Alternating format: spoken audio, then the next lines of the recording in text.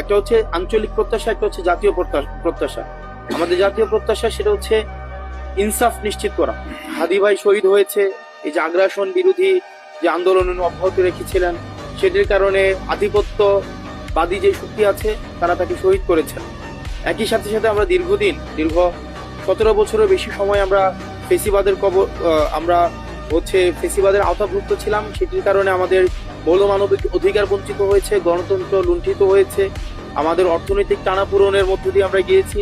সেই জায়গা থেকে আমরা অর্থনৈতিক মুক্তি, একই সাথে সাথে আমাদের ভোটাধিকার নিশ্চিত হচ্ছে, সেটি যেন সার্বজনীনতা পাই, সেই জায়গাটি আমাদের মূল লক্ষ্য থাকবে। একই সাথে সাথে রাষ্ট্রের স্থানীয় থেকে জাতীয় পর্যায়ে সব জায়গায় যেন ইনসাফ প্রতিষ্ঠিত হয়, দুর্নীতি যেন মুক্ত হয়। আমাদের দুর্নীতি বিরোধী আমাদের এই জোটের যে মনোভাব, সেটি আমরা প্রতিষ্ঠিত রাখবো।